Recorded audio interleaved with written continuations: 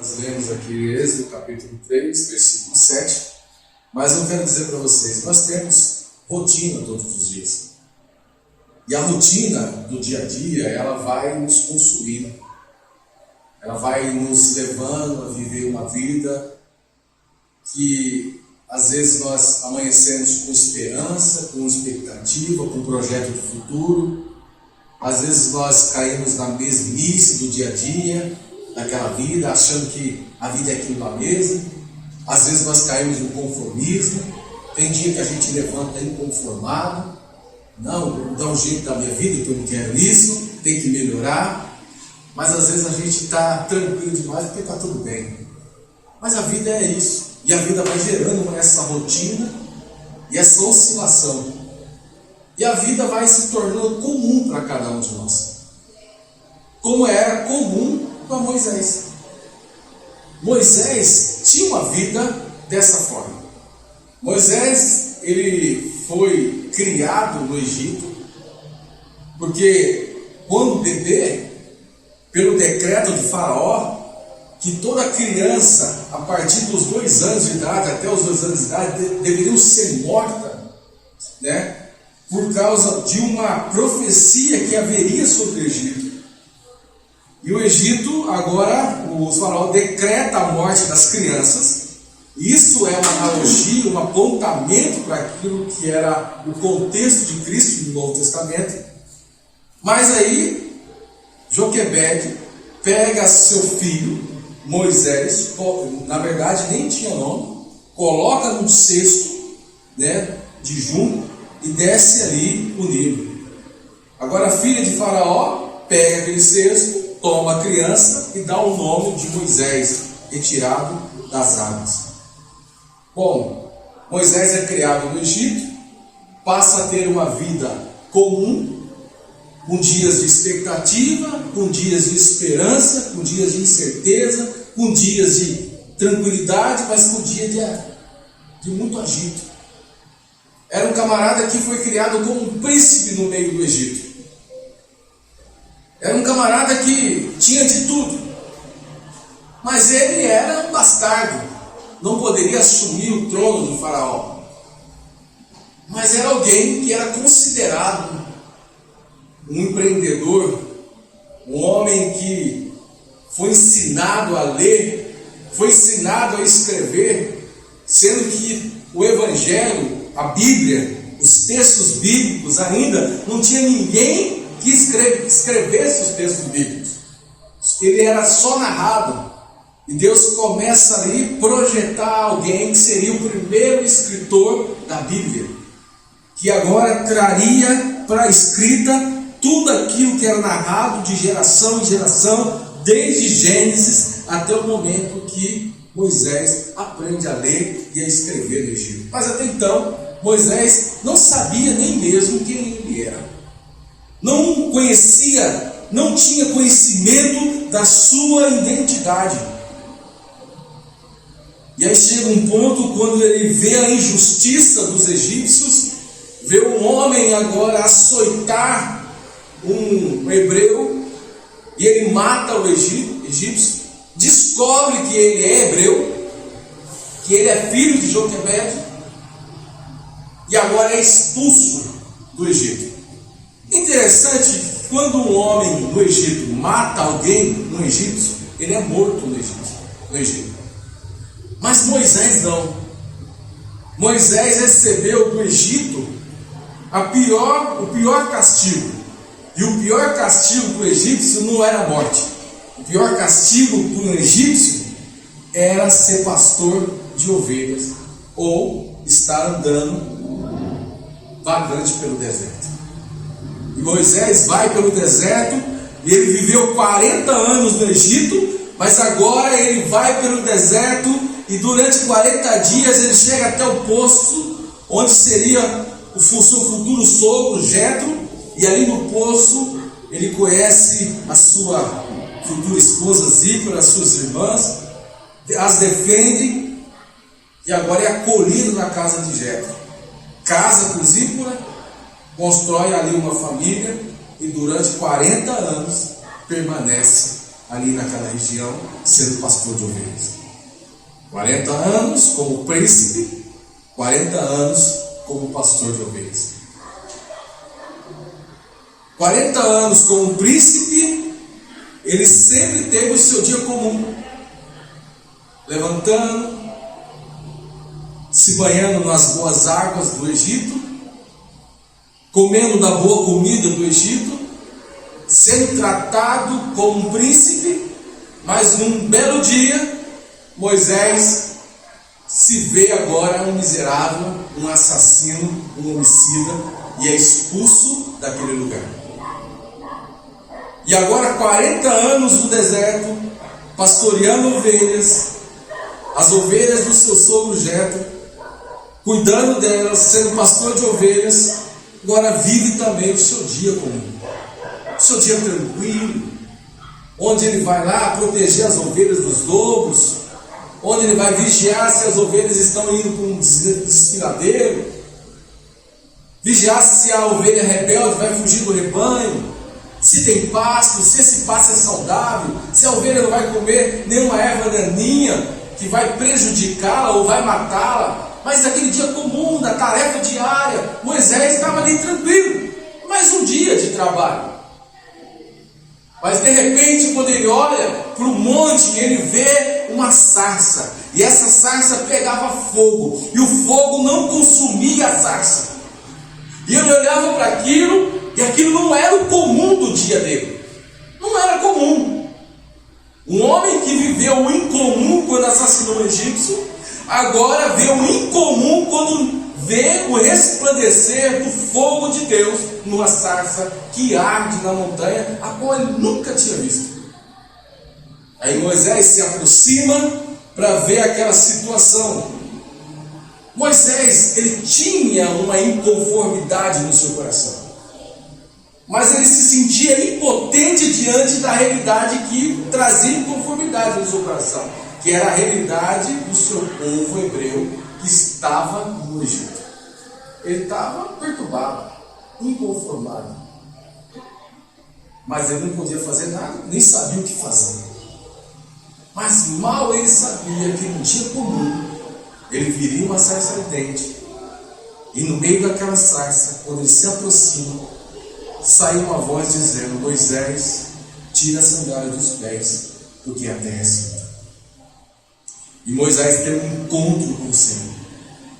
E no encontro com o Senhor, Deus fala para Moisés: Moisés, eu vi a aflição do meu povo que está no Egito. Eu ouvi o seu clamor por causa dos seus exatores. Conheço-lhe o sofrimento, por isso desci. Deus viu, Deus ouviu e Deus desceu. E Deus desceu para encontrar alguém que estava inconformado com a situação de escravidão, de opressão de um povo, dos seus compatriotas, dos seus irmãos, da sua família, que estava incomodado com aquilo. Deus desceu e foi de encontro a esse homem. Foi num dia comum. Como diz o pastor Labieno diz que Deus desce ao encontro daquele que vê o que Deus está vendo, ao encontro do homem que ouve aquilo que Deus está ouvindo. Deus desce de encontro com alguém que tem o mesmo sentimento e a mesma intenção de propósito que ele tem. Deus desce de encontro para aquele. Deus só desce para aqueles que também se compadecem. E Deus desceu ao encontro de alguém que se compadecia com o sofrimento de um povo a qual Deus formou através da geração de Abraão, dos patriarcas, através de José, que os levou para o Egito, fez se tornar uma grande nação, a nação de Deus, os hebreus, escravizados durante 400 anos no Egito. Mas agora Deus está vendo, está ouvindo o clamor do sofrimento do povo. E a Bíblia fala que Deus desceu ao encontro do povo. Mas Deus não vai ao encontro do povo para tirar o sofrimento do povo Ele mesmo. Deus encontra alguém para fazer isso. Amados, a Bíblia, ela vai nos relatar situações que Deus desce. A Bíblia nos relata situações onde Deus ouve, onde Deus vê, e Deus desce ao encontro de homens e mulheres que ouvem e vê como Ele vê. Deus não desce para aqueles que não ouvem e não vê. Porque aqueles que não ouvem e não vê como Ele vê, são pessoas que estão desconectadas com o propósito dEle. E Deus não tem interesse em outro propósito que não for o dEle. Deus tem um propósito. E o que importa para Deus é o propósito dEle. E se nós estivermos aliançados, anexados, introduzidos no propósito dEle, por isso que há um ditado dizendo assim: o melhor lugar para se viver é no centro da vontade de Deus. Se eu estou no centro da vontade de Deus, a Bíblia vai falar que todas as coisas cooperam para o bem daqueles que amam a Deus e andam segundo o seu propósito. A Bíblia vai falar que todos aqueles que andam, estão no centro da vontade de Deus, que andam segundo o seu propósito, eles vão comer o melhor dessa terra. A Bíblia vai falar que todos aqueles que cumprem a vontade de Deus, aqueles que são enviados, aqueles que ouvem e que vê, pisarão escorpiões, serpentes, beberão veneno. O que a Bíblia está dizendo com isso? Que as coisas incomuns não afetarão, que as coisas incomuns, extraordinárias da vida, as catástrofes, muitas vezes te surpreenderão, os milagres chegarão até você, porque você está no centro da vontade de Deus, andando conforme o propósito de Deus para a sua vida, porque você ouviu e você viu, porque você se compadeceu. A Bíblia vai mostrar quando Deus desce no Gênesis, Deus desce ao encontro de Adão, porque antes da queda, Adão ouvia e via como Deus via e ouvia. Mas depois que o homem pecou, Deus não desceu. A única vez que você vai ver Deus descer no Velho Testamento, antes de Êxodo, foi que Deus desceu para ver a Torre de Babel e trazer confusão para que aquela construção acabasse. Mas até então, Deus agora encontra Noé. Deus encontra Noé. Noé agora é preservado e nasce uma nova geração. De Noé, da geração de Noé, nasce Abraão. Deus encontra com Abraão. Deus desce e encontra com Jacó, um homem usurpador, mentiroso, mas que aquele dia que ele retorna para a casa do seu irmão Esaú, e ele coloca lá uma pedra como travesseiro, ele vê a visão de uma escada, anjos subindo e descendo, e ali ele tem uma certeza que agora tudo vai se dar bem na vida dele, ele vai restaurar a amizade com o irmão, e não vai ter guerra, mas se de repente ele encontra com Deus e briga com Deus, luta com Deus, e ele tocado na coxa, e ele fica manco com uma coxa, mas ele teve um encontro com Deus, e aquele lugar se transformou ali no Vale de Jaboque, lugar da face a face com Deus. Deus desceu para alguém que estava ouvindo e vendo, para formar uma geração. Mas agora a geração de Deus, o povo de Deus está formado no Egito, uma grande nação. Os hebreus estão lá 400 anos escravizados, e durante 400 anos Deus silenciou, e o povo no Egito chorava dizendo: cadê Deus? Cadê o Deus dos nossos pais? Cadê o Deus de Abraão, de Isaac, de Jacó? Cadê o Deus? Cadê o nosso Deus, o Deus de José? Cadê esse Deus? 400 anos estamos aqui, sendo oprimidos, esmagados pela tirania do Egito, pela escravidão, aumentando o serviço, com fome. Cadê esse Deus? Mas o povo mal sabia que Deus estava ouvindo e vendo, e procurando alguém que ouvia e via como ele. E naquele dia comum do dia a dia, dos afazeres da vida, Moisés tem um encontro com Deus na sarça ardente, e Deus chama Moisés para realmente tomar posse e posição daquilo que é o propósito de Deus para aquele povo. Moisés, eu tenho ouvido e tenho visto, e por isso agora eu vou te enviar. Num dia comum, amado, Deus nos chama para toda boa obra. Num dia comum, Deus olha para você e vai dizer: é hoje que eu vou fazer uma grande obra na vida do outro. Amado, uma coisa é certa: o Evangelho, ele só tem sentido na vida das pessoas quando há um encontro uma com as outras. O Evangelho só tem sentido na minha vida quando eu encontro o outro e me compadeço dele. Deus procura homens que o adorem em espírito e verdade, como Jesus disse para a mulher samaritana. Mas esses que o adoram em espírito e verdade são homens e mulheres que ouvem e veem como ele vê, como ele ouve, que se compadece da situação, da tirania que está esse mundo, da corrupção que está esse país, das dores do pobre, da situação do perdido, da situação das pessoas que estão escravizadas na prostituição, nas drogas, das pessoas que estão sofrendo, aqueles que se compadecem delas e se levantam com choro diante de Deus, orando e pedindo: Deus, nos alcance, nos salve com a tua graça e com a tua misericórdia. Eis-me aqui, Senhor, usa minha vida. Não sei como vou fazer, mas eu estou vendo, eu estou ouvindo, e agora eu não sei, mas eu estou aqui pronto para o Senhor me enviar.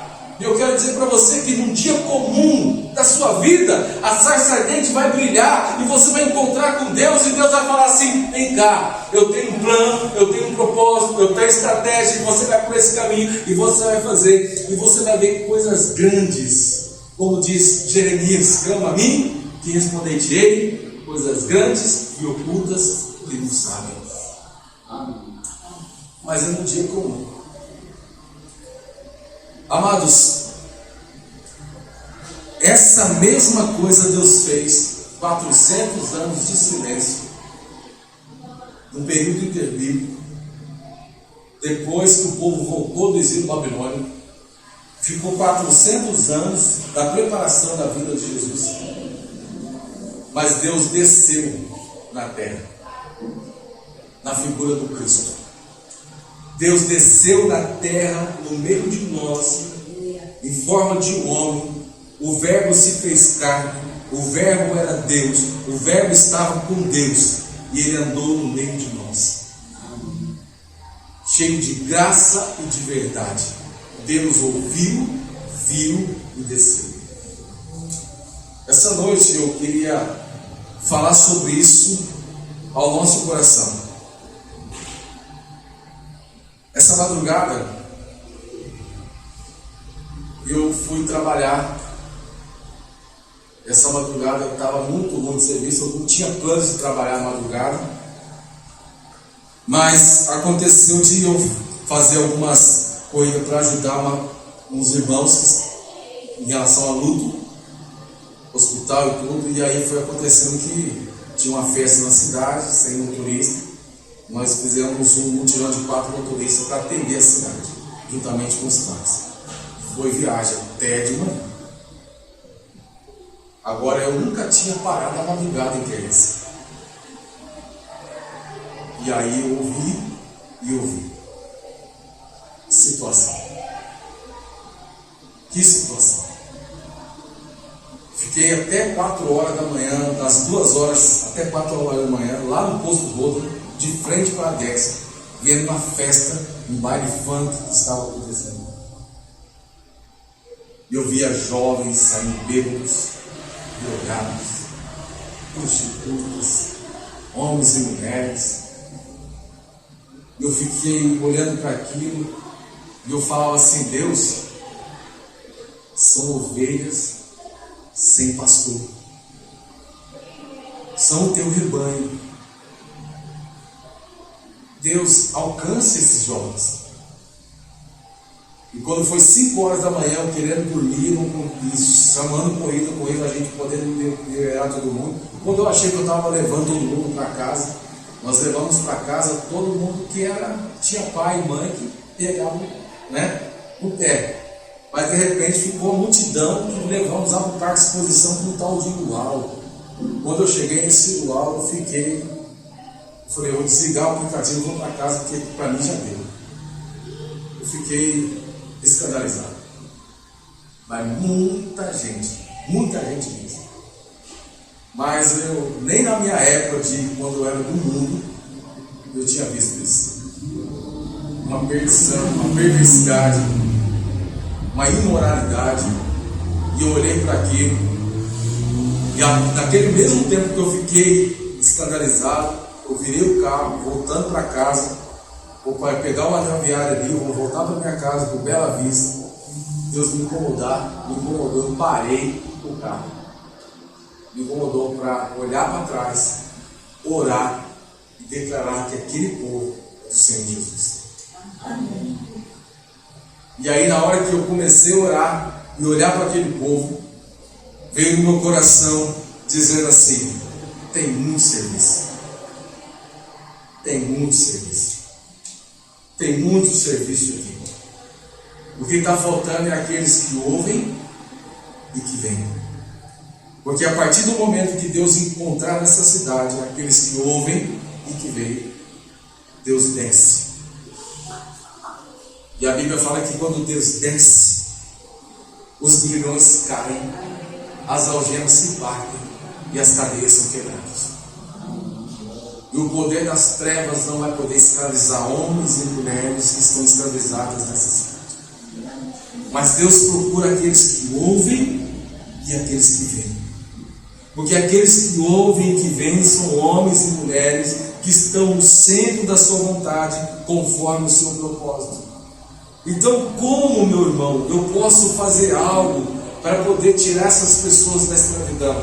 Orando, discipulando a sua vida, o seu testemunho, não perdendo a oportunidade de falar de Jesus para alguém, não perdendo a oportunidade de poder falar para ela assim: eu deixo discipular você, eu quero ensinar a Bíblia para você.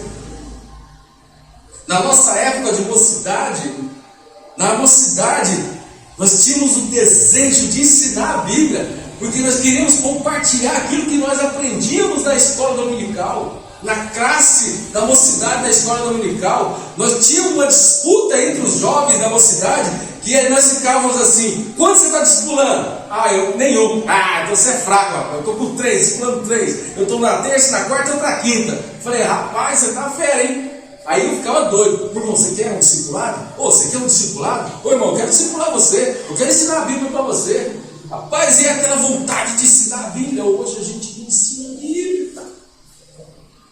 Hoje as pessoas não querem aprender a Bíblia. Mas também não tem aqueles que insistem. Agora a gente reclama do testemunho de Jeová que bate na nossa porta todo domingo de manhã. Sabe por que eles batem na porta? Porque eles querem ensinar a Bíblia, mas do jeito deles. Mas eles querem ensinar a Bíblia. Você está entendendo isso? Eles estão, por mais que seja, às vezes uma doutrina distorcida, mas eles estão ganhando a gente de 1000 a 0.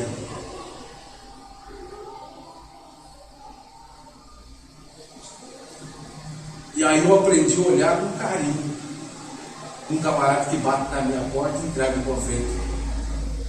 Eu aprendi a pegar a ouvir, fica calado. Deus abençoe. Eu já sou crente, já congrego na igreja. Muito obrigado. Compartilha com outro. Procura outro que não conhece. Mas eu já sou. Deus te abençoe. E pronto. Mas é com pessoas que estão ouvindo, vendo, e Deus está descendo. Deus está descendo para uma geração, amado, que precisa dele. Deus está descendo para uma geração que está escravizada, mas Deus está descendo e está procurando gente que também vê como ele vê e ouve como ele vê. Ouve. Nós temos uma cidade, amado, que precisa ser alcançada. Nós temos uma cidade de jovens, de mulheres, de homens, de casais. Amados, conheci um pai ontem, conversando com o pai. Eu comentei hoje no almoço com os irmãos, com o pai. Ele fala assim, e eu falando, como é a doutrina da sua igreja, pastor? Eu explicando para ele como é que funciona a igreja. E o pai dele é pastor. E ele falou, pastor, eu tenho pecado. Eu sei que é pecado, mas está tudo certo. Eu tenho um amante. O filho trabalha comigo. E eu perguntei, seu filho sabe? Sabe? E aí, como é que faz? Não, ele é casado, eu já arrumei um amante para ele também, para poder assim. Agora ele nem me cagueta, nem cagueta ele. Aí eu falei, é isso que você quer para o seu filho? Essa é a família que você tem? O problema não é eu falar para você se é pecado, se você vai para o inferno ou não. Mas o problema eu estou falando para você, é isso que você quer para a sua vida? O final da sua carreira? O dia que você estiver de fralda, é ela que vai cuidar de você? Com quem batalhou para você chegar onde você chegou e conquistar o que você conquistou? Foi quem que batalhou com você? Quem que pagou o preço com você? Quem comeu ovo com você? Quem comeu pão seco com você e bebeu água com açúcar com você? Quem gemeu? Agora está tudo bem? E aí você pega um filho e termina ele. Você não tem noção do pecado. Pecado, falar que é pecado é fácil falar. Mas você não tem noção do estrago espiritual que você quer trazer para a sua casa. Ficou reflexivo, pensou, se distanciou e fugia, não queria conversar mais. Porque aqueles outros. Mas eu não podia avisar. Amados, Deus procura homens e mulheres que ouvem e que veem. Porque nós vivemos numa geração corrompida. Uma geração que precisa. E a Bíblia fala que é um dia comum que Deus vai chamando homens e mulheres que vão marcando a história. É um dia comum que Deus foi chamando homens e mulheres para viver dias incríveis, extraordinários, como William Carey. William Carey era um sapateiro, um bom sapateiro. Mas de repente, um dia comum, fazendo um sapato, Deus toca no coração de William Carey e ele conhece a Jesus, conhece o Evangelho, vai para a igreja, começa a se envolver com o Evangelho, mas um dia comum, de repente, Deus mexe no coração dele e dá para ele a visão da Índia. E ele começa a olhar para a Índia, e começa a falar, Deus me dá a Índia, como promessa, como herança. E ele abre o caminho para as missões modernas, e ele é um dos maiores missionários que esteve na Índia. Se tornou o pai das missões modernas. Um homem que deixou seu nome na história. Mas ele deixou seu nome na história, mas ele nunca quis fazer história com seu nome, porque ele ouviu e viu e se compadeceu, e ele estava no centro da vontade de Deus, e o propósito dele é fazer com que o nome de Deus fosse engrandecido, que o nome de Deus fosse glorificado, e que Deus pudesse descer daquela nação e alcançar todos aqueles que estavam escravizados. Mas por isso que o nome dele é lembrado, porque foi um homem que se esvaziou de si mesmo para dar glória a Deus. E Deus permite que o nome é lembrado. E Deus está procurando eu e você, amado, mas sabe o que falta em mim e você? É se esvaziar de nós mesmos, para que Deus seja glorificado. É muito fácil, é muito gostoso dizer, Deus seja glorificado, glória a Deus, nas pequenas coisas, nas coisas fáceis, nas coisas comuns da vida, mas nas coisas extraordinárias é muito difícil. Deus quer ser glorificado nas coisas extraordinárias. As pessoas, às vezes nós estamos colocando as pessoas nas mãos do diabo, declarando que elas são do inferno, porque nós não gostamos dela. Mas como crente nós somos chamados para ser extraordinários. Amar os perseguidores da igreja, amar aqueles que maltratam a sociedade, que roubam a sociedade, amar aqueles que matam os nossos familiares, que estrupam as nossas filhas, amá-los, porque aí Deus é glorificado. Porque amar na facilidade, dizer que ouviu e viu na facilidade, nas coisas boas e fáceis da vida, que não vai comprometer o meu sentimento e nem vai gerar minha raiva, minha ira, isso é fácil. Mas eu quero ver você amar quando a ira se levanta, o desejo do sangue se levanta, porque você quer vingança nas suas mãos, porque você não gosta da injustiça, da prática da injustiça daquela pessoa. Mas quando a gente está nessa gana da vingança, porque acredita que o outro praticou a injustiça e a gente precisa vingar aquilo, combater aquilo, é porque a nossa justiça simplesmente é a justiça da terra, não é a justiça de Deus. Porque a justiça de Deus olha para aquele homem como injusto, mas um homem que precisa agora ser condenado, mas para ser condenado, ele precisa se tornar agora alguém que teve a oportunidade de justiça sobre ele. Então eu não posso condenar alguém que não teve a oportunidade de justiça sobre ele. E o que é a oportunidade de justiça? Não teve a oportunidade de graça e de misericórdia. Não conheceu Jesus? Não conheceu o Evangelho?